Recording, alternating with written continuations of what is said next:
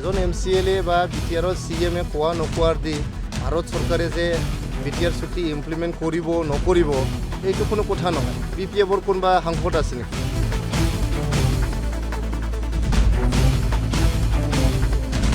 হাগ্ৰামা মহিলাৰী দেৱৰগাঁও সমষ্টিৰ পাৰিষদ হয় MCLA।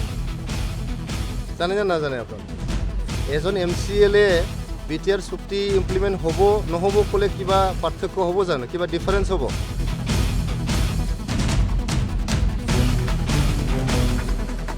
হাগ্ৰামা মহিলাৰী কোন হয়? হাগ্ৰামা মহিলাৰী দেৱৰগাঁও সমষ্টিৰ পাৰিষদ হয় MCLA। জানে নে নাজানে আপোনালোকে? এজন MCLA BTR চুক্তি ইমপ্লিমেণ্ট হ'ব নহ'ব ক'লে কিবা পাৰ্থক্য হ'ব জানো? কিবা ডিফাৰেঞ্চ হ'ব? এই বহুত MCLA আছে, আমাৰ প্ৰমোদ বড়ো ডাঙৰীয়াওতো MCLA হয় নে নহয়? MCLA হোৱাৰ পিছতে তেখেতে CM হয়। গতিকে এজন MCLA বা BTR CM কোৱা নকোৱাৰ দি ভাৰত চৰকাৰে যে BTR চুক্তি ইমপ্লিমেণ্ট কৰিব নকৰিব এইটো কোনো কথা নহয়। BPFৰ কোনোবা সাংসদ আছে নেকি? এজনো সাংসদ নাই পাৰ্লিয়ামেণ্টত ক'বলৈ। আছে মোদী ডাঙৰীয়াক যাই পেলাই ক'বলৈ সাংসদ আছে, অমিত শ্বাহ ডাঙৰীয়াক ক'বলৈ সাংসদ আছে। আমাৰহে সাংসদ আছে দুইজন, ৰাজ্যসভাৰ সাংসদ আছে, লোকসভাৰ সাংসদ আছে আমাৰ UPPLৰ। ইলেকশ্যন হাৰিলেও বুলি আপোনালোকে যে এনেকেই যে কয় যে হাগ্ৰামাই এনেকেই তেনেকেই কিবা কিবি কয়, আপোনালোকে এইটো ৰাছিয়াৰ পাৰ্টি বুলি কৈ দিলে হাগ্ৰামাই। তেখেতে নিজেই টুপিত কি লিখি লৈছিল? Make America great again. Donald ট্ৰাম্পৰ যে আমেৰিকাৰ ইলেকশ্যনত ব্যৱহাৰ কৰা slogan make America great again, এইটোতো BPFৰ কৰ্মীবিলাক টুপিত লিখি লৈছিল। হাগ্ৰামা মহিলাৰী ডাঙৰীয়া স্বয়ং টুপিত লিখি লৈছিল যে মেক আমেৰিকা গ্ৰেট এগেইন। তাৰমানে BPFে আমেৰিকাত জন্ম লোৱা পাৰ্টি হয়। এজন MCLA বা BTR CM কোৱা নকোৱাৰ দি ভাৰত চৰকাৰে যে BTR চুক্তি ইমপ্লিমেণ্ট কৰিব নকৰিব এইটো কোনো কথা নহয়। BPFৰ কোনোবা সাংসদ আছে নেকি?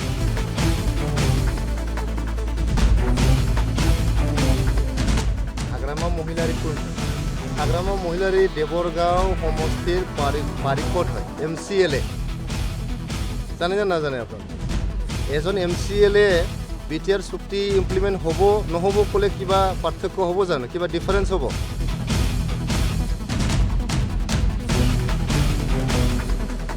হাগ্ৰামা মহিলাৰী কোন হয়? হাগ্ৰামা মহিলাৰী দেৱৰগাঁও সমষ্টিৰ পাৰিষদ হয় MCLA। জানে নে নাজানে আপোনালোকে? এজন MCLA BTR চুক্তি ইমপ্লিমেণ্ট হ'ব নহ'ব ক'লে কিবা পাৰ্থক্য হ'ব জানো? কিবা ডিফাৰেঞ্চ হ'ব? এই বহুত MCLA আছে, আমাৰ প্ৰমোদ বড়ো ডাঙৰীয়াওতো MCLA হয় নে নহয়? MCLA হোৱাৰ পিছতে তেখেতে CM হয়।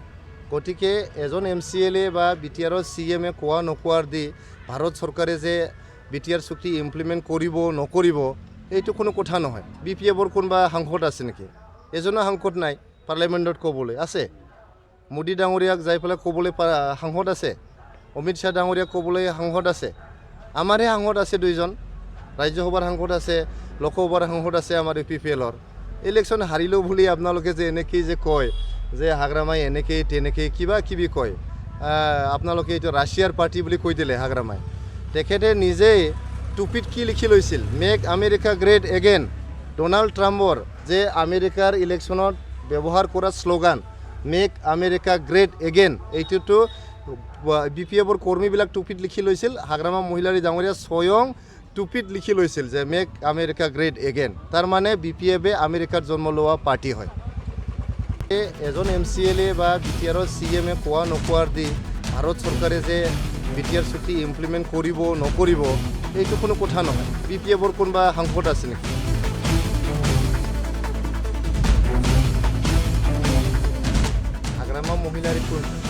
হাগ্ৰামা মহিলাৰী দেৱৰগাঁও সমষ্টিৰ পাৰিষদ হয় MCLA। জানে নে নাজানে আপোনালোকে? এজন MCLA BTR চুক্তি ইমপ্লিমেণ্ট হ'ব নহ'ব ক'লে কিবা পাৰ্থক্য হ'ব জানো? কিবা ডিফাৰেঞ্চ হ'ব?